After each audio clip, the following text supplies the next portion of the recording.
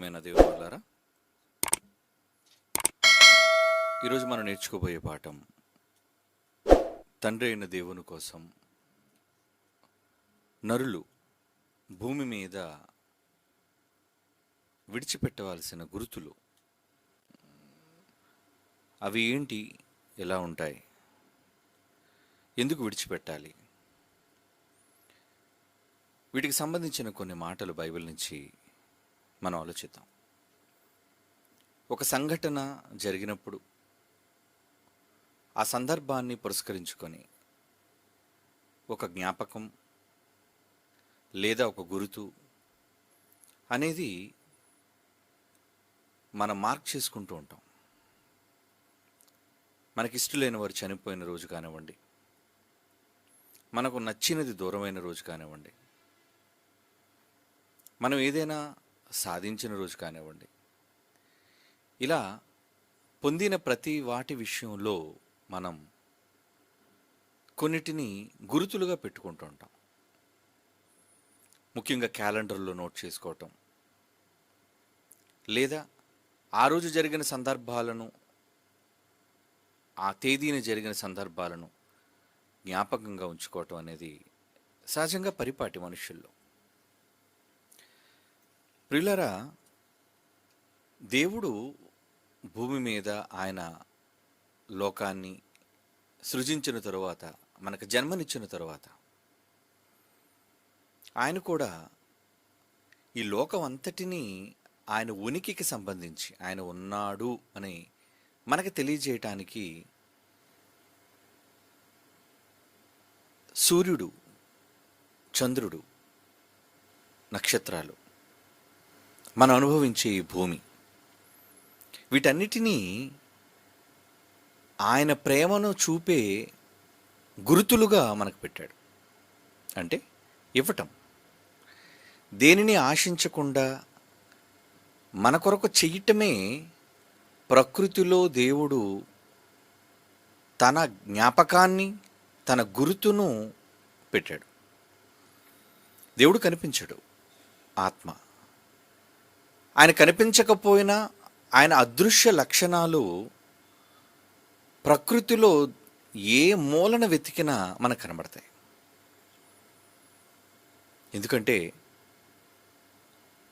ఆయన నేను ఉన్నాను, మీకోసం ఉన్నాను, మీకోసం దీనిని చేస్తున్నాను అనే రుజువులను ఆయన ప్రకృతిలో మన కోసం దాచిపెట్టాడు. అందుకే వేటిని మనం చూసినా ఆయన జ్ఞాపకాలు ఖచ్చితంగా వచ్చి తీరుతాయి మనకి. అందుకే రోమిలికి రాసిన పత్రికలో ఒక మాట, 1వ అధ్యాయం చదువుదాం ఒకసారి. ఆ మాట రోమిలికి రాస్తున్న పత్రిక 1వ అధ్యాయం 20వ వచనాన్ని మనం చూడగలిగితే, పౌలు రాస్తూ దేవుని గూర్చి ఆయన అదృశ్య లక్షణములు అనగా ఆయన నిత్యశక్తి, ఆయన దేవత్వం, జగదుత్పత్తి అంటే ఈ సృష్టి పుట్టినది మొదలుకొని సృష్టింపబడిన వస్తువులను ఆలోచించుట వలన తేటపడుచున్నవి. కనిపించిన దేవుని లక్షణాలు కనిపించే ప్రకృతిలో ఆయన భద్రపరిచాడు. దేవుడు ఉన్నాడు అనడానికి అవి కాదా రుజువు? అవి కావా గుర్తు? ఎందుకంటే ఈరోజు ఈ విశ్వం అంతటిలో ఉన్న అనేక గ్రహాలలో కానివ్వండి, నక్షత్రాలలో కానివ్వండి, ఎక్కడా మానవ నివాస యోగ్యమైన స్థలం ఎప్పటికీ శాస్త్ర ప్రపంచానికి కనిపించలేదు, భవిష్యత్తులో కనిపించదు. నాసా వాళ్ళు ఏదో వెర్రి మాటలు మాట్లాడుతుంటారు, అది మనం నమ్మవలసిన పని లేదు. ఎందుకంటే మనం బైబిల్ జ్ఞానులం. అంటే నాసా శాస్త్రానికి మించిన బైబిల్ మహాజ్ఞానాన్ని చదివిన వాళ్ళం కనుక నరులకు నివాస యోగ్యమైన ఈ భూమిని 3వ గ్రహంగా సూర్యునికి చేసి, దానిని వంచి, దానిలో మంచి వాతావరణాన్ని పెట్టి, మనుషుల జీవనానికి, జీవరాశుల జీవనానికి అనుకూలమైన పరిస్థితులు కేవలం భూమి మీద మాత్రమే ఉన్నాయని మనం ప్రత్యక్షంగా చూస్తూ అనుభవిస్తూ ఉన్నాం.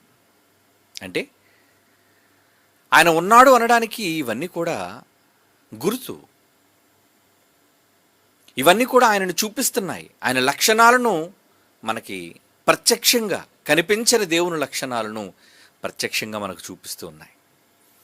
అవి చేసే పరిచర్యలు, ఒక గాలి మనకు చేసే సేవ, సూర్యచంద్రులు మనకు చేసే పరిచర్య, అలాగే ప్రకృతిలోని జీవాలు అన్నీ మనకు చేసే పరిచర్య. వాటి వల్ల మనం పొందే అనుభూతి, సంతోషం, ఆహ్లాదం,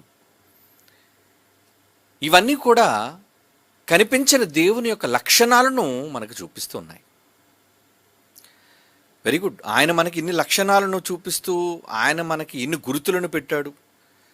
సంతోషానికి ఇవన్నీ గుర్తులు, ప్రేమకి ఇవన్నీ ఆయన గుర్తులు. మరి ఇన్నిటిని మనిషి దేవుని నుంచి అనుభవిస్తున్నప్పుడు ఆ మనిషి దేవుని కోసం భూమి మీద జీవించి చనిపోయిన తరువాత ఈ లోకాన్ని విడిచిపెట్టి వెళ్ళే ముందు ఏమైనా దేవుని కొరకు జ్ఞాపకాలు, గుర్తులు, జ్ఞాపకాలంటే మనస్సులో ఉండేవి కాదు సుమా. ఏమిటి, కొందరు నా మనస్సులో ఉన్నారండి గుర్తుగా అని చెబుతారు. ఓకే, మనసులో ఉండొచ్చు, కానీ అది నీకు మాత్రమే తెలుసు. మరికొంతమంది ఈ ప్రపంచానికే చూపిస్తారు, నేను నిన్ను మర్చిపోలేదు అని. అందులో షాజహాన్ మనకు తెలుసు. ఏమండి, కట్టిన ఒక నిర్మాణం, తన భార్య అయిన ముంతాజ్ను ప్రేమించి ఆయన నిర్మించిన ఆ తెల్లటి పాలరాయితో కట్టడం తాజ్మహల్. యావత్తు ప్రపంచం చూసింది ఆయన ఎంత జ్ఞాపకం ఉంచుకున్నాడో, తన భార్యని ఎంతగా ప్రేమించాడో.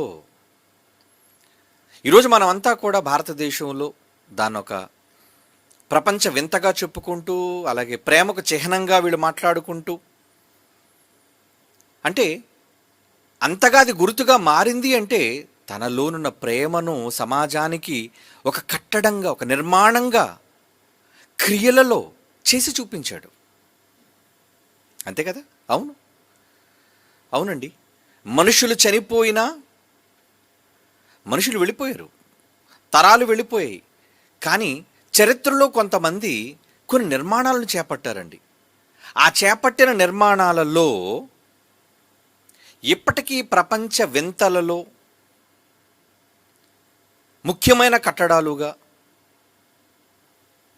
అవి నిర్ధారించబడి, గుర్తించబడి, సందర్శకుల చేత అవి దర్శించబడి యావత్తు ప్రపంచం వాటి వైపు చూడగలుగుతుంది అంటే అలా నిర్మించటంలో వాళ్ళకున్న తపన, అలా నిర్మించటంలో వాళ్ళకున్న ఆసక్తి, అంటే తమ మనస్సులో ఉన్నది, తమ మదిలో ఉన్నది వాళ్ళు క్రియల రూపంలో చూపించాలి అనుకున్నారు. షాజహాన్ ఒక ప్రేమికుడు, తన భార్యను ప్రేమించినవాడు. అలా ప్రేమించి ఒక చక్కటి ఒక సమాధి అనుకుంటారు, లేదంటే తన భార్యకు గుర్తుగా దాన్ని కట్టాడు అనుకుంటారు. దేవుడు మనిషి తప్పు చేసినప్పుడు నోవహు కాలంలో ఆయన కూడా తన ధనుస్సును ఆకాశంలో పెట్టాడు. పెట్టి ఆయన ఒక మాట అన్నాడు, ఇది గుర్తు అన్నాడు. దేనికి గుర్తు? ఆదికాండం చూద్దాం ఒకసారి ఆ మాట. ఆదికాండం 9వ అధ్యాయం 13వ వచనం. ఆదికాండం 9వ అధ్యాయం 12వ వచనం కూడా చదువుతాడు. 12, 13 వచనాలు. ఏమండి, దేవుడు ఏమంటున్నాడు? నాకును మీకును మీతో కూడిన సమస్త జీవరాశులకు మధ్య నేను తరతరములకు ఏర్పరుచుచున్న నిబంధన గుర్తు ఇదే. ఇదే ఐడెంటిఫికేషన్ మార్క్. అది దేవుడు ఒక గుర్తును విడిచిపెట్టాడు ప్రపంచానికి. ఏమండి, మేఘములో నా ధనుస్సు ఉంచి తిని, అది నాకును భూమికిని మధ్య నిబంధనకు గుర్తుగా ఉండును. నిబంధనకు గుర్తు అంటే దేవుడు మనుష్యులను ఇక ఎన్నడూను నీటితో నాశనం చేయను అనే ఒక నిర్ణయానికి వచ్చి తన కోపాన్ని చంపుకొని ఇక ఎప్పుడు నేను ఈ విధంగా ప్రవర్తించను అనడానికి ఒక ప్రమాణం చేసుకున్నాడు. ఆ ప్రమాణానికి ఒక గుర్తు చూపిస్తున్నాడు. ఆ రోజు మొదలుకొని ఈ రోజు వరకు ఆ గుర్తు మనకు కనబడుతూనే ఉంది.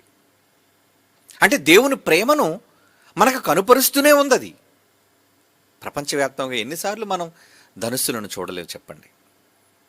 రంగుల ధనుస్సు అంటే ఒక మాట చెప్పి దేవుడు నిశ్శబ్దంగా ఉండొచ్చుగా, నాయన ఇంకెప్పుడు నేను నీటి ద్వారా మనుషులను నాశనం చేయనయ్యా, అంటే యావత్తు ప్రపంచాన్ని, ఈ మానవాళిని నేను తుడిచిపెట్టను అనే మాట రాయిస్తే సరిపోదు కదా. దానికి ఈ ప్రకృతిలో ఒక గురుతు ఎందుకు ఉండాలి? నీ కంటికి కనిపించాలి గనుక, అది నువ్వు కంటితో చూడాలి గనుక, అది చూసినప్పుడల్లా దేవుని ప్రేమ, దేవుని క్షమ, దేవుని దయ నీకు అర్థం కావాలి గనుక. అదండి గురుతులో ఉన్న ఇంపార్టెన్స్, ప్రాముఖ్యత. ఒక వ్యక్తి తన ప్రేమను చూపించుకోవడానికి ఒక గురుతును స్థాపించినప్పుడు, దేవుడు కూడా ఈ విశ్వంలో, ఈ భూమికి దగ్గరగా మేఘములో తన ధనుస్సును ఉంచి తన ప్రేమను చాటుకున్నాడండి, చూపిస్తున్నాడండి, తన నిబంధనను చూపించుకుంటున్నాడండి. ఇక ఎప్పుడు నేను ఎలా ప్రవర్తించను, నా కోపాన్ని నేను చంపుకుంటున్నాను అని చెప్పి ఒక చక్కటి గుర్తును ఆయన మనుషులకు చూపిస్తున్నాడు. ఆయన చూపించాడు మంచిది. ప్రేమను చూపించడానికి ఎన్నో గుర్తులను చూపిస్తున్నాడు, క్షమను చూపించడానికి గుర్తులను చూపించాడు. ఇలా తన ఉనికిని చాటుకోవడం కోసం తన గురుతులను విడిచిపెట్టి దేవుడు, భూమి మీద మన కోసం విడిచిన దేవుడు, ఆయన ప్రేమను చాటుతున్నప్పుడు మనం ఈ భూమిని విడిచిపెట్టే ముందు కూడా దేవుని కోసం కొన్ని గురుతులను విడిచిపెట్టి వెళ్ళవలసిన వాళ్ళగా ఉండాలి. పుట్టారు, బ్రతుకుతున్నారు, చచ్చిపోతున్నారు. ఇది అందరి మానవాళి యొక్క జీవన శైలి. పుట్టాడు, తర్వాత చనిపోతాడు. కానీ ఈ పుట్టుక చావు మధ్యకాలంలో ఎవరు చేయలేనిది, తాను దేవుని కోసం చేయాలనుకున్నది, నా గుర్తుగా ఇది దేవుని కోసం నేను చూపించాలి అనుకున్నది బైబిల్లో బహు కొద్ది మందే ఉన్నారండి. అంటే దేవుని మనస్సు కలిగిన వారుగా, దేవుని ఆలోచనలు తెలుసుకున్నవారుగా, నా తండ్రి ఎలాగైతే ఆయన సూచనలు చూపిస్తున్నాడు, నేను కూడా నా దేవుణ్ణి నేను నమ్మినందుకు, నా దేవుణ్ణి నేను విశ్వసిస్తున్నందుకు, ప్రేమిస్తున్నందుకు ఈ సమాజానికి నా తదనంతరం నేను వెళ్ళిపోయిన తరువాత కూడా అవి జ్ఞాపకాలుగా ఉండాలి, అవి గుర్తులుగా ఉండాలి అని ఆశపడిన వాళ్ళు ఉన్నారండి. అలా ఆశపడిన వాళ్ళు దావీదు మీకు తెలుసు. నేను రాజుగా మారడానికి ఎంత ఉన్నత స్థితికి తీసుకొచ్చిన నా దేవుడు ఒక చిన్న గుడారంలో ఉండటం ఏంటి, నేను ఈ అంతఃపురంలో ఉండడం ఏంటి, లోకాలను కలుగజేసిన వాడు ఇంత చిన్ని గుడారంలో డేరాలో నివసించడం ఏంటి అని ఆ రోజు ఒక నిర్ణయాన్ని తీసుకున్నాడు. ఆ నిర్ణయం ప్రపంచంలో అప్పటి వరకు ఎవరు తీసుకొనని నిర్ణయం. అందుకు ఆయన నిర్మాణం అన్నిటికంటే విలువైన బంగారంతో చేయాలి అనుకున్నాడు. అన్న మాట ప్రకారంగానే అండి అది నిర్మించటం కోసం దేవుడు, నాయన నువ్వు యుద్ధాలు చేసి నీ చెయ్యి అంతా కూడా రక్తసిక్తం అయిపోయింది, నీ కుమారుడితో నేను దాన్ని కట్టించాలి అనుకుంటున్నాను అని దేవుడు అతని ఆలోచనను మెచ్చుకొని దానికి సంతోషించి అతనికి గొప్ప వాగ్దానం చేసి, సూర్యుడు ఉన్నంత వరకు నీ సింహాసనం మీద రాజు ఉంటాడయ్యా అని తన భవిష్యత్తు ప్రణాళికలను ఆయన పట్ల స్థిరపరచగలిగాడు. అంటే ఆయన తీసుకున్న నిర్ణయం దేవునికి ఎంతో ఆనందాన్ని కలుగజేసింది. అప్పటి వరకు ప్రపంచం దృష్టి దాన్ని ఆకర్షించాలి. అవునండి, నేను కట్టే ఈ నిర్మాణం, నేను కట్టే ఈ దేవాలయం ప్రపంచ ప్రజలను ఆకర్షించి ఎవరు వాళ్ళ నమ్మిన దేవుళ్ళ కోసం ఎన్నడూ కట్టని విధంగా నేను నా దేవుని కోసం బంగారుతో నిండిన దేవాలయాన్ని కట్టాలి, అందుకు కావలసిన వాటిని ఎంత బంగారమా నేను సమకూరుస్తాను అని సిద్ధపడ్డాడండి. తన కుమారునికి అప్పగిస్తూ కూడా దావీదు గారు అదే మాటలు అంటున్నాడండి. ఆయన ఏమన్నారో ఒకసారి బైబిల్ తెరిచి మనం చూద్దాం. ఏమండి ఆయన ఏమని మాట్లాడుతున్నాడు? దినవృత్తాంతముల రెండవ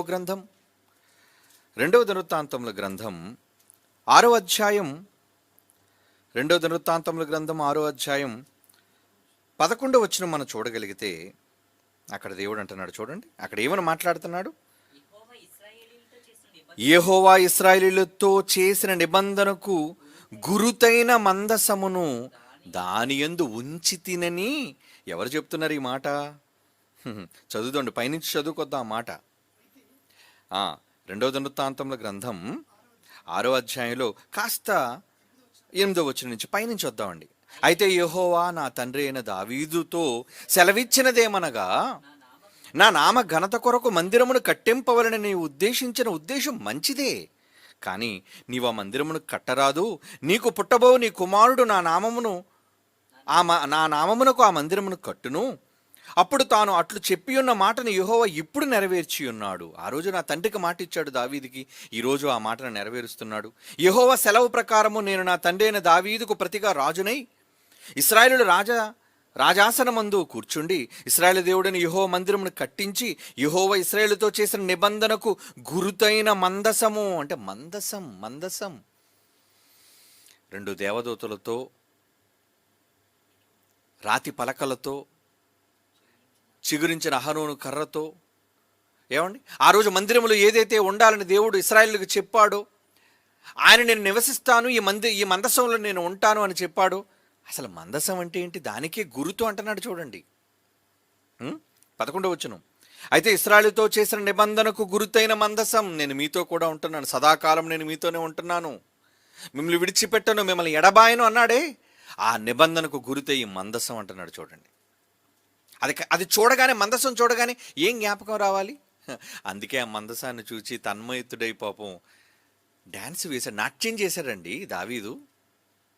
ఆ మందసాన్ని చూడగానే దేవుని ప్రేమ అతను గుర్తొచ్చింది. ఆ తండ్రి ఇచ్చిన మాట తప్పకుండా, ఇదిగో ఈ మందసం మాతోనే ఉన్నాడు అనేది ఆయన జ్ఞాపకం వచ్చానండి. ఆ రోజు దావీదు లోకం అనుకున్నట్టుగా వెర్రివాని వలె నాట్యం చేసినట్టుగా కనబడుతున్నా తన దేహం అంతా పులకరించి తన తండ్రి కోసం ఆయన చేసిన నాట్యం అండి. కేవలం ఆ మందసం వచ్చినప్పుడే అది జ్ఞాపకం చేస్తూ కుమారుడు అంటున్నాడు, ఆ 11వ వచనం, యెహోవా ఇశ్రాయేలుతో చేసిన నిబంధనకు గురుతైన మందసమును దాని యందు ఉంచి తినని చెప్పి, ఇదిగో నేను పెట్టేశాను. ఈ బంగారు దేవాలయంలో అత్యంత ముఖ్యమైనది ఆ నిబంధన మందసమే, దేవుడిచ్చిన ఆజ్ఞలతో కూడిన నిబంధన మందసం అని ఏమంటున్నాడు చూడండి. కిందకు వెళ్ళేసరిగా ఆ మాటల్లో చదవండి ఆయన ఆంతర్యం. ఇశ్రాయేలులందరూ సమాజముగా కూడి చూచుచుండగా యెహోవా బలిపీఠం ఎదుట నిలిచిన తన చేతులు చాపి ప్రార్థన చేసెను. తాను చేయించిన 5 మూరల పొడవును 5 మూరల వెడల్పును 3 మూరల ఎత్తుగల ఇత్తడి చప్పరము ముంగిట ఆవరణమందుంచి దాని మీద నిలిచియుండి సమాజముగా కూడి ఉన్న ఇశ్రాయేలులందరి ఎదుట మోకాళ్ళు నీ చేతులు ఆకాశము వైపు చాపి సొలొమోను ఇట్లని ప్రార్థన చేసెను. ప్రార్థన చేస్తున్నాడండి, ఇశ్రాయేలు దేవా, హృదయపూర్వకముగా నిన్ను అనుసరించి నీ భక్తులకు నిబంధన నెరవేర్చుచు కృపను చూపుచు నుండు నీ వంటి దేవుడు ఆకాశమందు భూమి యందు ఎవ్వడును లేడు. నీ సేవకుడైన దావీదును నా తండ్రితో నీవు సెలవిచ్చిన మాట నెరవేర్చి ఉన్నావు. నీవు వాగ్దానము చేసిన ఈ దినమును కనబడుచున్నట్లుగా దానిని నెరవేర్చి ఉన్నావు. ఇక కిందకి వెళ్ళేసరికి ఆయన మాటలు అంతట్లోనే ఆంతర్యం అదేనండి. తండ్రి మాటను నెరవేర్చే కుమారుడిగా ఆ చిన్ని మందసాన్ని అంత పెద్ద బంగారు దేవాలయంలో ఉంచడానికి అన్నిటినీ సిద్ధం చేశాడు. అంటే తాను వెళ్ళిపోయే ముందు దేవుని కోసం ఏదో ఒకటి చెయ్యాలి అన్న తపన దావీదులో ఉంది. అదే తపన తన కుమారుడైన సొలొమోనులో ఉంది. కనుకనే అవన్నీ జ్ఞాపకం చేసుకొని వాళ్ళు చనిపోయే ముందు ఏమండి దేవుని కోసం బంగారు దేవాలయాన్ని నిర్మించి వాళ్లకు గుర్తుగా మొత్తం ప్రపంచం అంతటికీ తెలిసేటట్లుగా వాళ్ళు ఆ విధంగా చేశారండి. 2 సమూయేలు గ్రంథం 7వ అధ్యాయం 13వ వచనం. 2 సమూయేలు గ్రంథం 7వ అధ్యాయం 13వ వచనంలో ఏమంటున్నాడు చూడండి. అతడు నా నామ ఘనత కొరకు ఒక మందిరమును కట్టించును, అతని రాజ్యము సింహాసనమును నేను నిత్యముగా స్థిరపరిచెదను. ఎప్పుడైతే తన గూర్చి ఒక కట్టడం అది కనబడాలి, తరతరాలు కనబడాలి, అలా ఉండటం కోసం అతను నిజంగా ముందుకు వచ్చినందుకు, అతని కుమారుడు ముందుకు వచ్చినందుకు దేవుడు అతనికి ఇచ్చిన మాట ఏంటి? అతని రాజ్య సింహాసనము నేను నిత్యము స్థిరపరిచేదను అన్నట్టుగానే యేసుక్రీస్తుని చివరి రాజుగా దావీదు గోత్రము నుంచి వేరు నుండి ఆయన రప్పించి ఎప్పటికీ ప్రపంచానికి రాజుగా నియమించాడు కదండి. అది దేనికి? ఆ గుర్తు కోసం. ఏ గుర్తునైతే ప్రపంచానికి చూపించాలి అనుకున్నాడు, తన ప్రేమను ఎలా చూపించాడు? ఒక నిర్మాణం, అది అన్నిటికంటే విలువైన ఆభరణాలతో చేయవలసిన బంగారంతో నేను కట్టాలి, నా దేవుడు నివసించవలసింది అంత పరిశుద్ధమైనది. అదండి ఆయన చూపించాలనుకున్న గుర్తు. చాలా సంవత్సరాల పాటు ఆ బంగారు దేవాలయం ఉన్న ఈ ప్రపంచానికి తెలిసిపోయింది. అందుకే కదా రాజుల దండయాత్ర. ఏమండి, ప్రపంచ చక్రవర్తులు ఎందుకు దాని మీద దండయాత్రకు వచ్చారు చెప్పండి? దానిలో ఎన్ని ఎన్ని ఆభరణాలు ఉన్నాయి, దానిలో ఎంత బంగారం ఉంది, దాన్ని కొల్లగొట్టడానికేనండి మొత్తం. ఒకనాడు మన భారతదేశం ఎలాగైతే వజ్రాలతో వైఢూర్యాలతో ఏమండి ఎన్నో సిరి సంపదలతో తొలతూగుతున్నప్పుడు, అప్పుడు కదా డచ్ వాళ్ళు, ఫ్రెంచ్ వాళ్ళు, బ్రిటిష్ వాళ్ళు వీళ్ళందరూ ఎందుకు మన భారతదేశం, మొఘలులు కానీ వీళ్ళందరూ ఎందుకు దాడి చేశారు, భారతదేశం మీదకి ఎందుకు వచ్చారు? మన దేశంలో ఉన్న సంపద, మన దేశానికి ఉన్న ఘనత. లేదంటే వాళ్ళు మన దేశానికి ఎందుకు వస్తారు? మన బంగ్లాదేశ్ మీదకి వెళ్తామేంటి? ఎందుకంటే అది ఇప్పటికే పేద దేశం, అందులో ఏమీ లేని దేశం. కనుక ఆ రోజు రాజులు దండయాత్ర చేసి మన దేశానికి వచ్చారంటే ఆ దేశంలో ఉన్న ప్రాముఖ్యత, వైభవం. అలాగే దేవుని కోసం గుర్తుగా బంగారు దేవాలయాన్ని నిర్మించిన తండ్రి కుమారులు దావీదు, సొలొమోను వాళ్ళిద్దరూ చేసిన దానిని కొల్లగొట్టడానికి రాజులు బయలుదేరారు. దాన్ని కొల్లగొట్టారు, నాశనం చేశారు. అది నాశనం చేసిన మరలా ఆ గుర్తును మరలా ప్రపంచంలో నిలబెట్టడం కోసం ఎందరో మొదటిసారి దేవాలయ నిర్మాణం, రెండోసారి దేవాలయ నిర్మాణం వాళ్ళు చేయడానికి పూనుకున్నారు.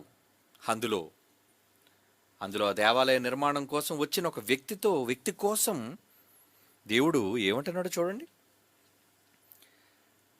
ఆ దేవాలయాన్ని కూల్చినప్పుడు ఆ దేవాలయాన్ని తిరిగి కట్టించడం కోసం దేవుడు ఒక వ్యక్తిని ఎన్నుకున్నాడట. ఆ వ్యక్తిని గురించి ఏమంటున్నాడు చూడండి. హగ్గయి 2వ అధ్యాయం, హగ్గయి గ్రంథం 2వ అధ్యాయం 23వ వచనం.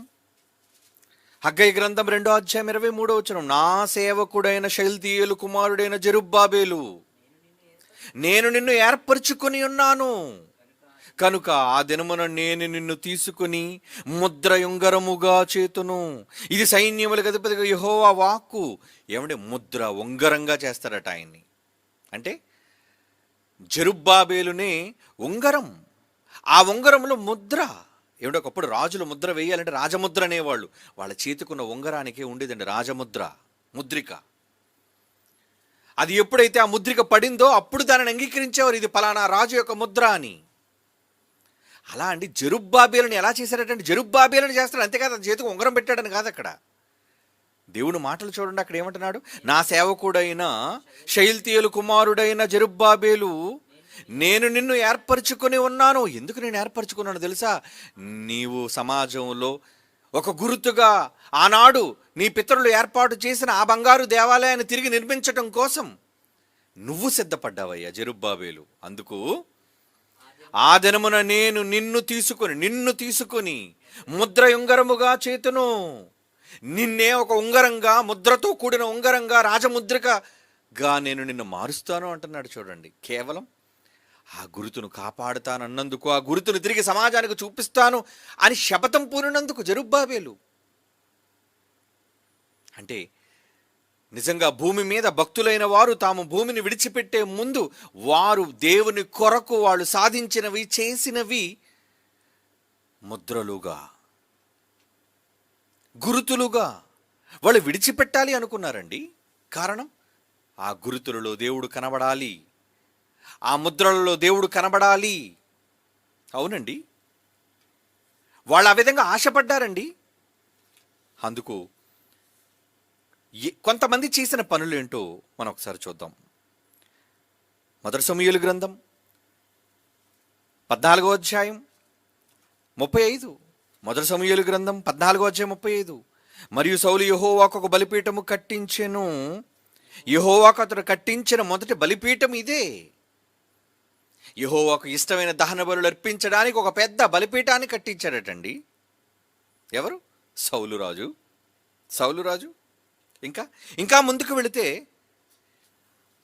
అబ్రహాము కాలం మొదలుకొని వాళ్ళు ఏం చేశారో చూడండి. ఆదికాండం 12వ అధ్యాయం 7వ వచనం. ఆదికాండం 12వ అధ్యాయం 7వ వచనం. యెహోవా అబ్రహామునకు ప్రత్యక్షమైన ఈ సంతానమునకును ఈ దేశం ఇచ్చేదనని చెప్పగా అతడు తనకు ప్రత్యక్షమైన యెహోవాకు ఒక బలిపీఠము కట్టెను. దేవుడిచ్చిన మాట కోసం ఒక చక్కటి బలిపీఠాన్ని కట్టి దాని మీద దహన బలులు దేవుని కోసం అర్పించాడటండి. అలాగే అతను కుమారుడైన ఇస్సాకు కానివ్వండి, యాకోబు కానివ్వండి, వాళ్ళు కూడా కట్టించారండి. అవన్నీ మనకు తెలుసు, చదువుకున్నాం. ఒకసారి చూద్దాం ఆ మాటలు కూడా. ఆదికాండం 12వ అధ్యాయం, ఆదికాండం 12వ అధ్యాయం 8వ వచనం కూడా ఒకసారి చదువుదామండి. అతడు అక్కడి నుండి బయలుదేరి బేతేలుకు తూర్పునున్న కొండకు చేరి పడమట బేతేలునకు తూర్పునున్న హాయికి మధ్య గుడారం వేసి అక్కడ యెహోవాకు బలిపీఠము కట్టెను. అంటే వాళ్ళు వెళ్ళిపోయే ముందు యెహోవా కోసం నియమించిన గురుతులవన్నీ, వాళ్ళు ఏర్పాటు చేసిన గురుతులండి. ఇంకా ఆదికాండం 26వ అధ్యాయం, ఆదికాండం 26వ అధ్యాయం 25వ వచనం, అతడు ఒక బలిపీఠము కట్టించి యెహోవా నామమున ప్రార్థన చేసి అక్కడ తన గుడారము వేసెను. అప్పుడు ఇస్సాకు దాసులు అక్కడ బావిని త్రవ్విరి. ఏమండి? అలాగే ఆదికాండం 33:20 చూడండి. ఆదికాండం 33:20, అక్కడ ఒక బలిపీఠము కట్టించి దానికి ఏలేలో హే ఇశ్రాయేలు అని పేరు పెట్టెను. అంటే వాళ్ళు ఎందుకు బలిపీఠాలు కట్టించారు అంటే, తాము నమ్మిన దేవుని ఈ సమాజానికి, భావి తరాల వాళ్ళకి, భవిష్యత్తు తరాల వాళ్ళకి చూపించడానికి ఒక గుర్తును విడిచిపెట్టి వెళ్ళారు. యెహోషువ యొర్దాను నది దాటాడు. అలా దాటక ముందు వాళ్ళు ఏం చేశారో చూడండి. యొర్దాను నది దాటక ముందు యెహోషువ గ్రంథం 8వ అధ్యాయం 31, యెహోషువ గ్రంథం ముందు 4వ అధ్యాయం 7వ వచనం చదువుదామండి, తర్వాత ఆ మాట చదువుతాం. ఏమండి? యెహోషువ గ్రంథం 4వ అధ్యాయం 7వ వచనం, అది యొర్దానును దాటుచుండగా యొర్దాను నీళ్లు ఆపబడిన గనుక ఈ రాళ్ళు చిరకాలం వరకు ఇశ్రాయేలుకు జ్ఞాపకార్థముగా ఉండునని వారితో చెప్పవలను, ఇది మీకు ఆనవాలయ్యుండును. ఒక గుర్తును కేటాయిస్తున్నారు చూడండి. తమ దేవుని కూర్చి వాళ్ళు విడిచిపెట్టిన గుర్తులు, తమ దేవుణ్ణి భవిష్యత్తు తరాల వారికి చూపించడానికి వాళ్ళు విడిచిపెట్టిన గుర్తులండి. ఇప్పుడు మరలా ఈ మాట చదువుతాం. యెహోషువ గ్రంథం 8వ అధ్యాయం 31వ వచనం, యెహోవా సేవకుడైన మోషే ఇశ్రాయేలుకు ఆజ్ఞాపించినట్లుగా యెహోషువ ఇశ్రాయేలుకు దేవుడైన యెహోవా నామమున బలిపీఠమును ఇనుప పనిముట్లు తగిలింపని కారు రాళ్లతో ఏబాలు కొండ మీద కట్టించెను. దాని మీద వారు యెహోవాకు దహన బలులు, సమాధాన బలులు అర్పించిరి. ఎక్కడ ఎత్తైన ప్రాంతాలలో వాళ్ళు చేశారండి. వాళ్ళ గుర్తులు విడిచిపెట్టారండి. కేవలం ఎవరి కోసం? రాబోయే తరాల వాళ్ళు వీళ్ళు దేవుని కోసం ఇది చేశారు, ఇటువంటి కార్యక్రమాలు వాళ్ళు చేపట్టారు అని వాళ్ళకి సమాజానికి చూపించటం కోసం వారు దేవుని కోసం విడిచిపెట్టిన గుర్తులు భూమి మీద. మరి ఈరోజు మనం ఈ కాలంలో మనం ఎలాంటి గుర్తులను చూపించగలుగుతున్నాం చెప్పండి? మనం భూమి మీద బ్రతికి చిన్న ఆయుష్కాలంలో మన శ్వాస ఆగిపోయే లోపు మన భవిష్యత్తు తరాల వాళ్ళ కోసం ఏమైనా నిర్మాణాలు చేపట్టగలుగుతున్నామా? ఏమైనా స్థిరమైనవి చూపించగలుగుతున్నామా ఈ సమాజానికి? ఆలోచిద్దాం. మనం అటువంటి నిర్ణయాలు తీసుకోగలుగుతున్నామా? నా మనస్సులో దేవుడున్నాడు, నా క్రియల్లో దేవుడున్నాడు, నా కుటుంబంలో భక్తి ఉంది, నాకు ప్రార్థనా జీవితం ఉందని తన మట్టుకు తాను సరిపెట్టుకొని బ్రతికి చనిపోతున్నాడు ఈరోజు మనిషి.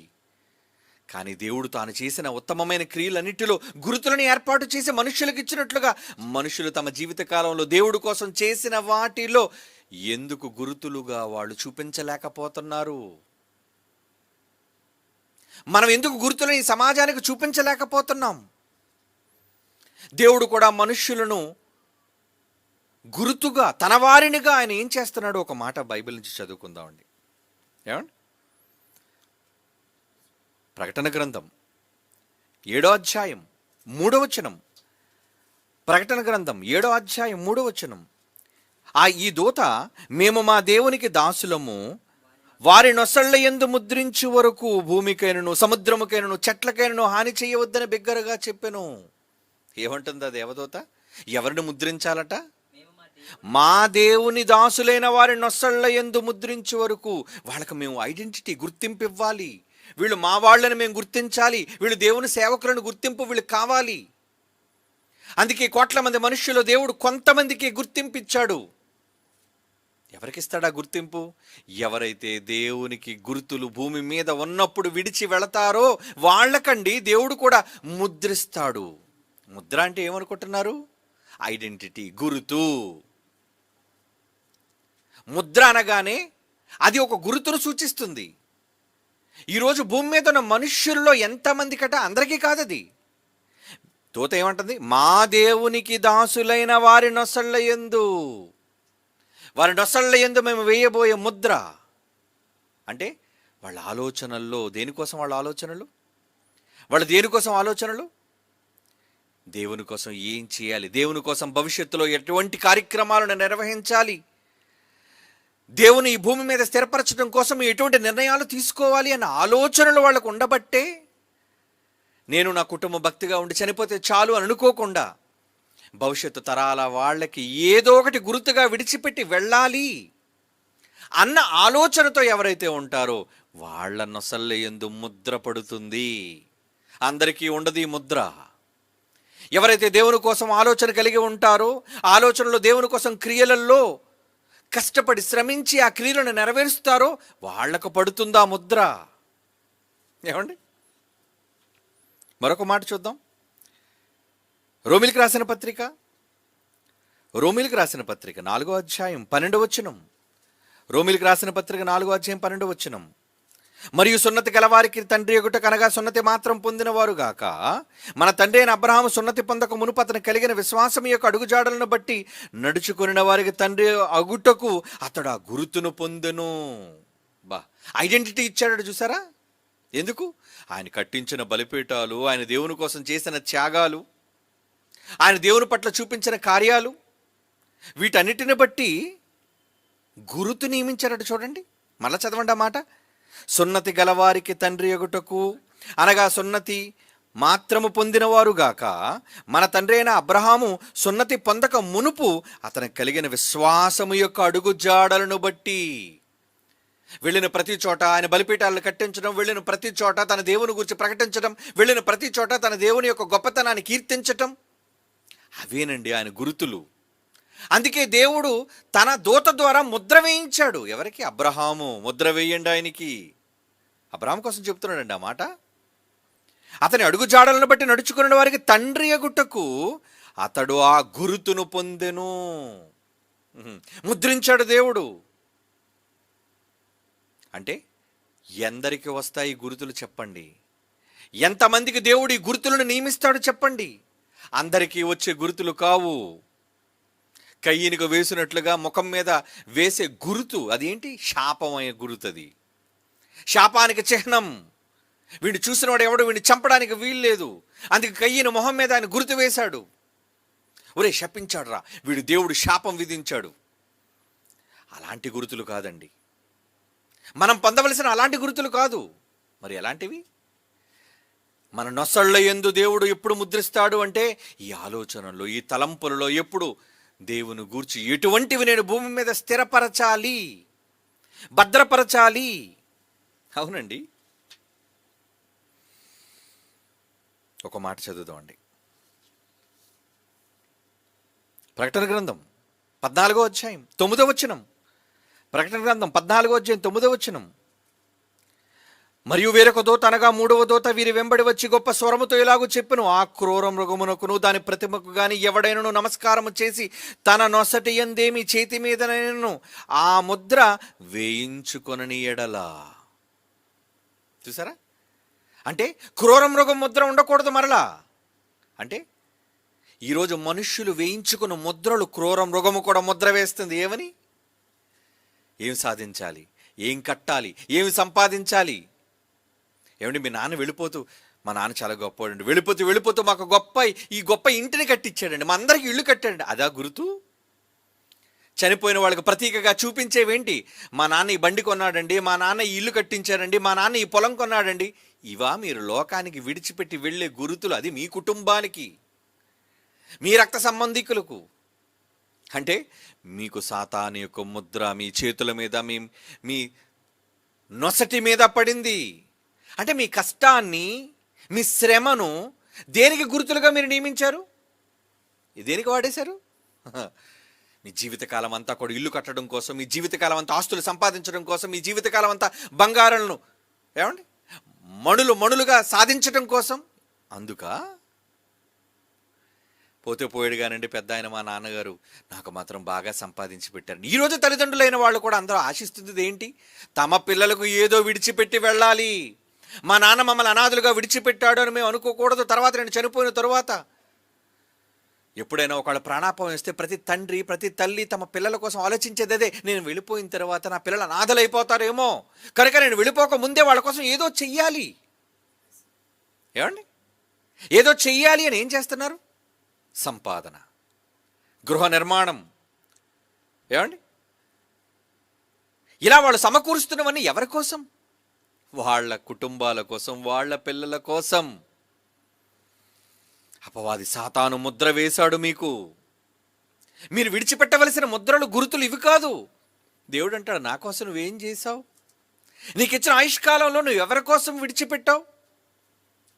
నువ్వు ఎవరి కోసం శ్రమించావు? నన్ను విడిచిపెట్టావు, నా సన్నిధిని విడిచిపెట్టావు, నన్ను మరిచిపోయావు, నీ కుటుంబం అనుకున్నావు, వారి కోసమే సమస్తం చేశావు. కొంతమంది చూడండి, ఒక నిర్మాణాన్ని చేపట్టారంటే నిర్మాణం అయినంత వరకు ఆ బయటే పడుకుంటారండి. అది పూర్తి చేయాలి, అది ఎలాగైనా నేను సాధించి దాన్ని నిర్మించి నా పిల్లల చేతిలో పెట్టి నేను చావాలి.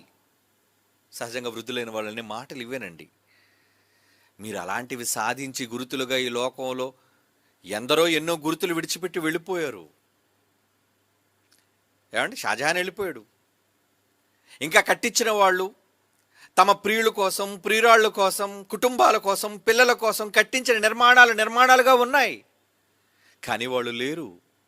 వాళ్ళు కట్టుకున్న భవంతులు, వాళ్ళు కట్టుకున్న పెద్ద పెద్ద కోటలు, అవన్నీ కోటలుగా ఉన్నాయి, కొన్ని రాళ్లగా మారిపోయి, కుప్పలుగా మారిపోయి.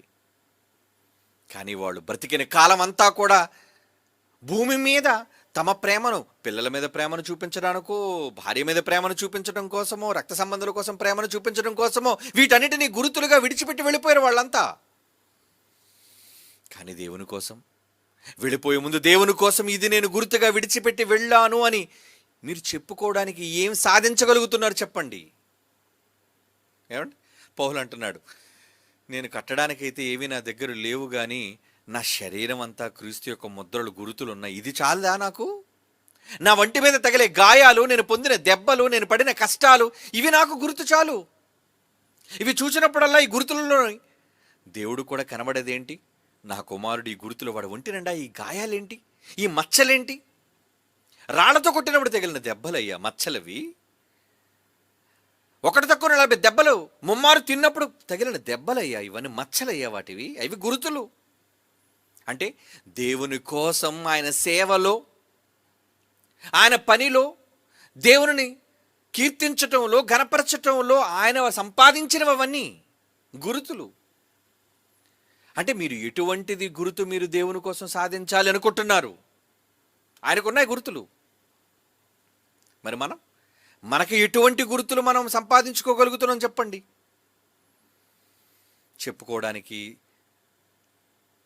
చూపించుకోవడానికి ఆస్తులు, నిర్మాణాలు, సంపదలు ఇవి అనుకుంటున్నాం.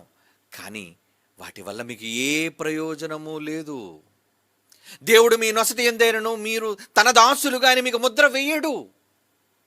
కారణం, అసలు మీరు దేవుని కోసం చూపించడానికి ఏం చూపించారు ఈ సమాజానికి?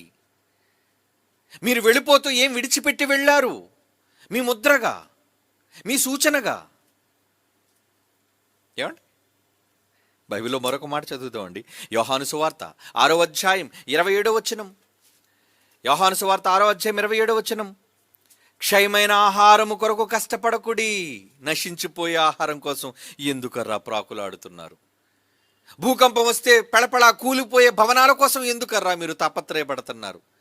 దొంగోడు కన్నమ వేసి దొంగిలించే ఈ బంగారు మణిమాణిక్యాల కోసం ఎందుకర్రా మీరు ఆశపడుతున్నారు, తపన పడిపోతున్నారు? వద్దు, వాటి కోసం కష్టపడకండి. యేసుప్రభు వారు అంటున్న మాట అండి, క్షయమైన ఆహారము కొరకు కష్టపడకుడు గాని నిత్య జీవము కలుగజేయు అక్షయమైన ఆహారము కొరకే కష్టపడుడి. మనుష్య కుమారుడు దానిని మీకిచ్చును. ఇందుకై తండ్రి అయిన దేవుడు ఆయన మనకు ముద్ర వేసి ఉన్నాడు. అసలు మిమ్మల్ని ఎందుకు సెలెక్ట్ చేశాడు? మాకు ముద్ర ఉందని మీరు అనుకుంటే మీరు ఇక మీదట క్షయమైన వాటి కోసం మీరు ఆలోచించరు, అక్షయమైన వాటి కోసం మీరు ఆలోచన కలిగి ఉంటారు. అక్షయమైనవి ఏంటి? పరలోకం, జ్ఞానం, దేవుని సంకల్పం, ఆయన పనులు, వీటి కోసం మీరు ఆలోచన చెయ్యాలి. కానీ ఉన్నాయా? వాటి కోసం లేదండి మనకు ఆలోచన. సమాజం ఎప్పుడో మర్చిపోయిందండి. దేవుని నమ్మని వారి సంగతి విడిచిపెట్టండి. దేవుని నమ్మిన వారని చెప్పుకుంటున్న వాళ్ళు కూడా ఈరోజు వాళ్ళు చేస్తున్న సాధన ఏంటి? ఏమండి, రిటైర్ అయ్యే లోపు ఏదోటి నా పిల్లల కోసం, నా కుటుంబం కోసం, నా భార్య కోసం నేను సంపాదించి పెట్టాలి. ఇదేనండి ప్రతి కుటుంబ యజమాని అనుకునేది, ప్రతి కుటుంబ యజమానురాలు అనుకునేది. తమ పిల్లలు అనాథలుగా కాకూడదని, తమ కుటుంబం వారు తమను నమ్మిన వారు అనాథలు కాకూడదని అనుకుంటున్నారే కానీ దేవుడిని అనాథగా చేసి నీ ఆత్మను అనాథగా మార్చుకుంటున్నావు నిత్యాగ్ని దండనలో. అసలు నీకు ముద్ర వేసింది దేనికి వేశాడు? అదే అంటున్నాడు ఆయన. మరల చదువుతో యేసుక్రీస్తు వారి మాట, ఇందుకై తండ్రి అయిన దేవుడు ఆయనకు ముద్ర వేసి ఉన్నాడు. యేసుక్రీస్తు వానికి ముద్రించి పంపించాడు ఆయన. నాయన నువ్వు వెళ్ళు, నాయన నువ్వు వెళ్ళు, చెప్పు వాళ్ళకి. అనవసరమైన వాటి కోసం వీళ్ళు ప్రయాసపడుతున్నారు, నిష్ప్రయోజనమైన వాటి కోసం వీళ్ళు తాపత్రయపడుతున్నారు. చెప్పయ్యా చెప్పు. అవునండి, అందుకు యేసుక్రీస్తు ముద్రించబడ్డారు. ఆ మాటలు ఎవరైతే వింటారో, ఇందాక మన ప్రకటనలో చదువుకున్నట్లుగా దేవదూతలు వాళ్ళకు ముద్ర వేస్తారు. వాళ్ళకు గుర్తింపు లభిస్తుంది.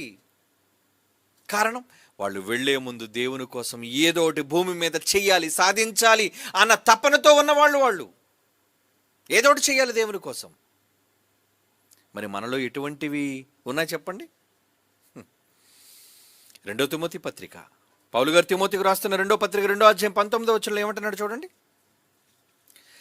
పౌలు తిమోతి గారికి రాస్తున్న 2వ పత్రిక 2వ అధ్యాయం 19వ వచనం, ఆయనను దేవుని యొక్క స్థిరమైన పునాది నిలకడగా ఉన్నది, ప్రభు తన వారిని ఎరుగును అనున్నది, ప్రభు నామమును ఒప్పుకొని ప్రతివాడు దుర్నీతి నుండి తొలగిపోవలను అనున్నది. దానికి ముద్రగా ఉన్నది. ఉందా మీకు గుర్తు? మీరు ముద్రించబడ్డారా? మీరు ముద్రించబడాలి అంటే మీరు దేవుని కోసం ఏం చేయాలి? దేవుని కోసం మీరు భూమి మీద గురుతులను విడిచిపెట్టి వెళ్ళాలి. అది నిర్మాణంలో ఉందా? ఏమిటి, చాలామంది డబ్బు ఉంటే ఇల్లు కట్టుకోవాలి అనుకుంటారు. కానీ కొందరైతే ఇక్కడ ఎప్పుడు జ్ఞానాన్ని నేర్పించే ఒక జ్ఞాన మందిరం కావాలి. అలా తప్పించిన వారే ఒక జయశాలి గారు. ఏమండి, ఎందరో ఆయన అనుసరించే పిల్లలు. ఒక స్థలం కొనాలన్నా, ఒక నిర్మాణం చేపట్టాలన్నా అది దేవుని కోసం ప్రయోజనకరమైనదిగా ఉండాలి. ఈరోజు ఎన్నో కళాశాలను నిర్మించడానికి ఎందుకు ప్రతి ఏటా మనం చేస్తున్న సాయం దేనికి చెప్పండి? దేవుని కోసం ఇస్తామని చెప్పి తర్వాత స్వార్థ ప్రయోజనాల కోసం మరలా వాళ్ళు వెనక్కి తీసుకుని వాడుకున్న ఎందరో ఉన్నారండి, మాట తప్పిన వాళ్ళు. దేవుని కోసం ఆరాధన పెరట సంఘంగా కూడుకుందామని చెప్పి స్థలాన్ని అందరితో కలిసి సంపాదించిన తరువాత అది దేవుని కోసం కాక తమ కోసం మరలా స్వప్రయోజనాల కోసం వాడుకున్న ఎందరో భక్తిహీనులైన వాళ్ళు ఉన్నారండి. నువ్వు దేవుడి కోసం విడిచిపెట్టే గుర్తేంటి? అవసరమైతే నీ తల్లిదండ్రులు లేదంటే నీ తర్వాత పుట్టిన వాళ్ళు చెప్పుకుంటారు, మా నాన్న కట్టించాడు, మా అమ్మ కట్టించిందని. దానివల్ల నీకు ఏ ప్రయోజనం లేదు.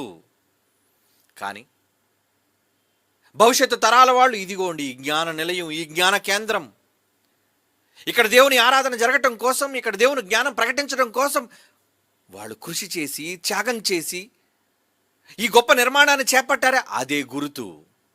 అదేనండి గురుతు. అలా మీరు మీ సంపాదన మీ కష్టార్జితాన్ని వాటి కోసమైనా మీరు వెచ్చించగలుగుతున్నారా? లేదు భావి తరాల వాళ్ళకి మీ మాటలు వినిపించాలని పుస్తక రూపంలో ముద్రించి భద్రపరచగలుగుతున్నారా? ఈరోజు ఎన్నో ట్రాన్స్లేషన్ జరుగుతున్నాయండి.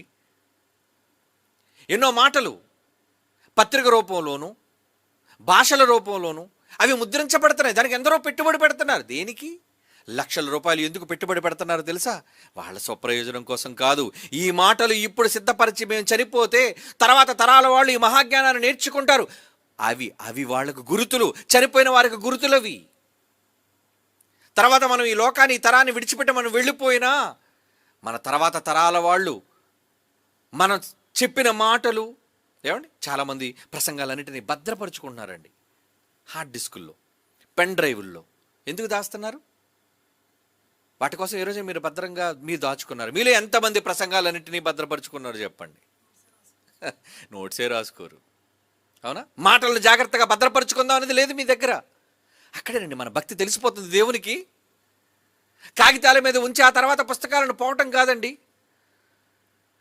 ఎప్పుడో 30 ఏళ్ల క్రితం రాసుకున్న నోట్సులన్నీ భద్రంగా ఇప్పటివరకు నేను ఉంచుకున్నానండి. కారణం ఏంటో తెలుసా? అవి నేను రాశానని కాదు, అందులో దేవుని పాఠాలు ఉన్నాయని. నిజమండి. అంటే దేవుని కోసం, ఆయన మాటల కోసం మనం ఇచ్చిన ప్రాధాన్యత, ప్రాముఖ్యత. అలా మీరు దేనికోసం గుర్తుగా ఒక పుస్తకాన్ని గుర్తుగా ఉంచగలుగుతున్నారా? లేదా ఈ సమాజాన్ని వినిపించి మేల్కొల్పడానికి ఒక పాటగా, ఒక పాట, ఎప్పుడో పురాతనమైన ఓల్డ్ మెలోడీస్ మనం వింటూ ఉంటాం కదండి. పాత రచయితలు, పాత సంగీత దర్శకులు వాయించిన పాటలు, చేసిన పాటలు ఎంతో మృదు మధురంగా, సాహిత్యం కూడా ఎంతో వినసొంపుగా ఉన్నప్పుడు ఆ పాటలు ఇప్పుడు మనం వింటూ ఒకనాటి అలనాటి గీతాలని చెప్పి మనం విని ఆహా ఎంత చక్కగా మధురంగా ఉన్నాయంటే, ఆ రోజు వాళ్ళు భద్రపరిచారు దానిని, ఆ పాటలను భద్రపరిచారు, ఆ మాటలను భద్రపరిచారు. ఈరోజు మీరు దాన్ని వినగలుగుతున్నారు, దాని ఆనందాన్ని ఆస్వాదించగలుగుతున్నారు మీరు. అది లోక సంబంధమైన ఆనందం. అది దేవునిదైతే ఒక పాటను మీరు భావితరాల వరకు భద్రం చేయగలుగుతున్నారా? ఒక దేవుని మాటలను మీరు భద్రం చేయగలుగుతున్నారా? ఎందుకు పేతురు భద్రం చేస్తాను అంటున్నాడు? ఆయన వెళ్ళిపోతున్న ఈ గుడారాన్ని త్వరగా విడిచిపెట్టవలసిన సమయం ఆసన్నమైందో నాకు తెలుసు, కనుక వాటిని నేను భద్రం చేస్తాను. పరిశుద్ధాత్మ దేవుని యొక్క అనుగ్రహం ద్వారా నాకు తెలియపరచబడిన విషయాలన్నింటినీ కూడా నేను భద్రపరుస్తున్నాను అంటున్నాడండి పేతురు. 2 పేతురు పత్రిక 1వ అధ్యాయం 14వ వచనం 15వ వచనం. 2 పేతురు పత్రిక 1వ అధ్యాయం 14-15 వచనాలు ఏమంటున్నాడండి ఆయన? మరియు మన ప్రభు అయిన యేసుక్రీస్తు నాకు సూచించాడు, నా గుడారాన్ని నేను త్వరగా విడిచిపెట్టవలసి వచ్చునని ఎరిగి ఈ గుడారములో ఉన్నంత కాలం ఈ సంగతులను జ్ఞాపకము మీకు చేసి మిమ్మల్ని రేపుట న్యాయమని ఎంచుకొనుచున్నాను. నేను మృతి పొంది తర్వాత మృతుల్లోకానికి వెళ్ళిపోయిన తరువాత కూడా మీరు నిత్యము వీటిని జ్ఞాపకము చేసుకొనున్నట్లు జాగ్రత్త చేతును.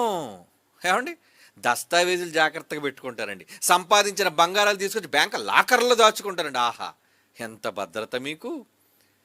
చిమ్మిట తుప్పు తినివేసి, దొంగల కన్నమ వేసి దొంగిలించే వాటి కోసమా? క్షయమైన వాటి కోసమా?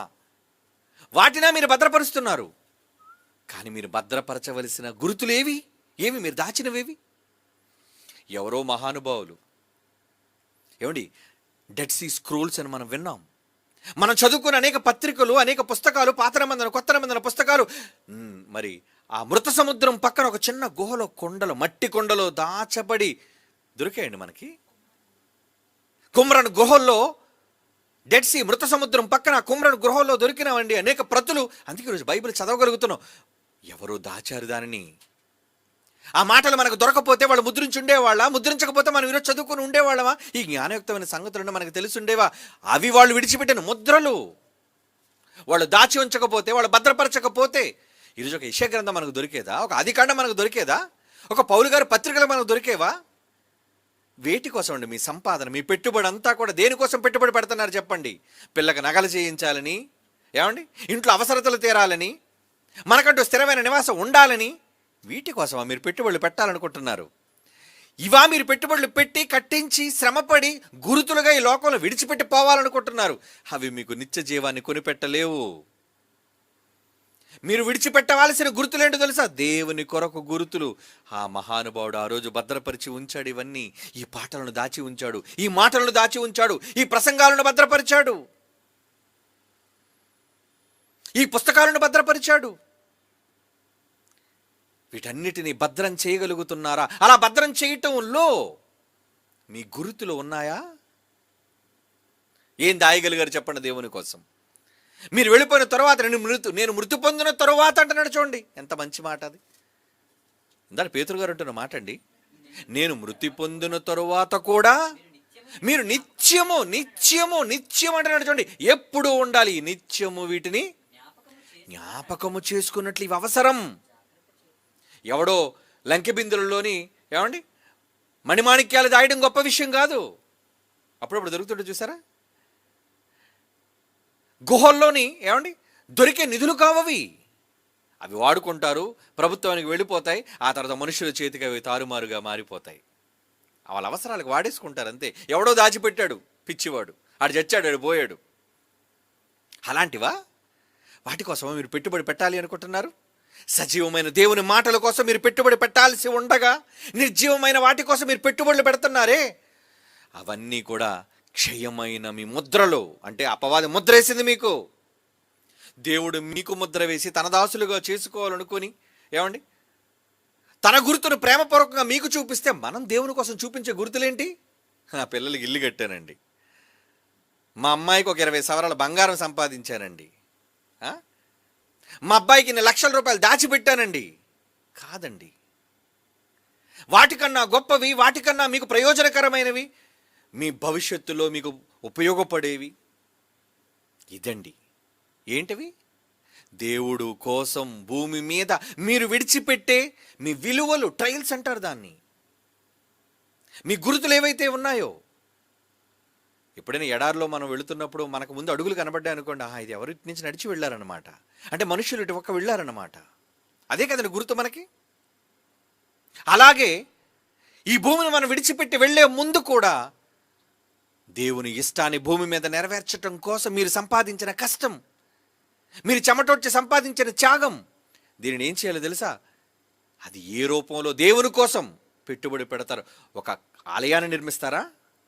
ఇప్పటికే చాలామంది ఆలయాలను నిర్మించి అందులో బోధలు తప్పుడుగా బోధించి భిన్నమైనదిగా చేసి లక్షల లక్షల ముక్కలుగా విడిపోయారండి. అలాంటి వద్దు. ఏదో చచ్చిపోదు ఒక దేవాలయాన్ని కట్టించామండి, తర్వాత అమ్మేసుకున్నారు దాన్ని. అలాగే కదండి ఈ సిబిఎం కాంపౌండ్, అక్కడున్న విజయవాడలోను, విశాఖపట్నంలోను, ఈ ప్రాంతాల్లో, గుంటూరులోను ఆస్తులు అమ్మేసుకున్నారు. అది కాదు.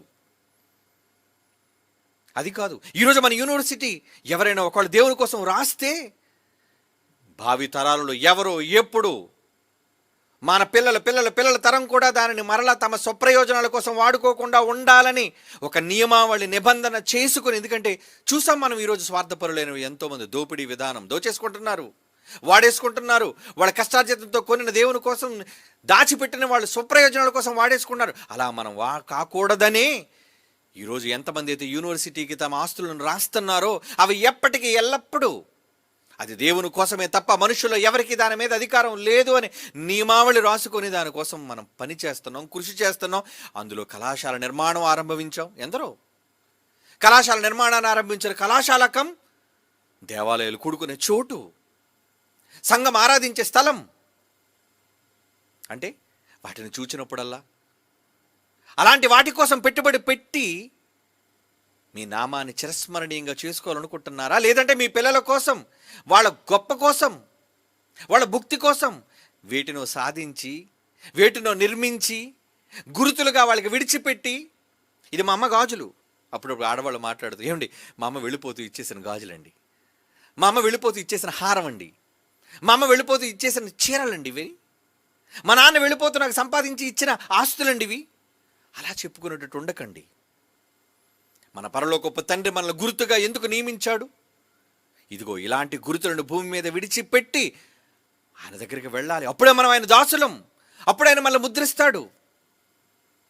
అలాంటి భూమి మీద మనం వెళ్ళిపోయే ముందు, మనం చనిపోయిన మృతుల్లోకానికి వెళ్ళిపోయినా సరే, తర్వాత తరాల వాళ్ళు, రాబోయే తరాల వాళ్ళు, ఇదిగోండి ఆ మహానుభావుడు ఆ రోజు ఈ ఆశ్రయాన్ని, ఈ కళాశాల నిర్మాణాన్ని, ఈ సంఘ నిర్మాణాన్ని చేశారు. ఇదిగోండి ఈ ప్రసంగాలన్నింటినీ కూడా సిద్ధపరిచారు. ఇదిగోండి ఈ పుస్తకాలన్నింటినీ కూడా ముద్రించారు. అలాంటి వాటి కోసం మీరు త్యాగాలు చేయగలుగుతున్నారా? అలా చేస్తేనే మీరు దేవుని దగ్గర గుర్తింపు పొందుతారు. మీకు దేవుడు తన గుర్తింపు, తన ముద్ర మీకు ఇస్తాడు. లేదా అపవాది ముద్ర మీ మీద ఉన్నట్టే.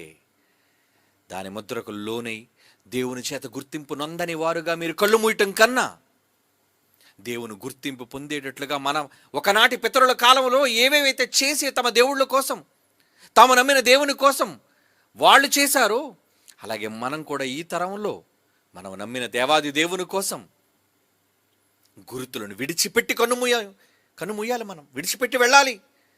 అదేనండి, అదే మన జన్మ పరమార్థం. అందరిలా కన్నుమూయడానికి మీరు సిద్ధపడకండి. మీరు వెళ్ళిపోయే ముందు దేవుని కోసం ఏదో ఒకటి సాధించి కన్ను మూయాలన్న నిర్ణయం, ఈ మాటలన్నిటి బట్టి ఈరోజు మీరు తీసుకోండి.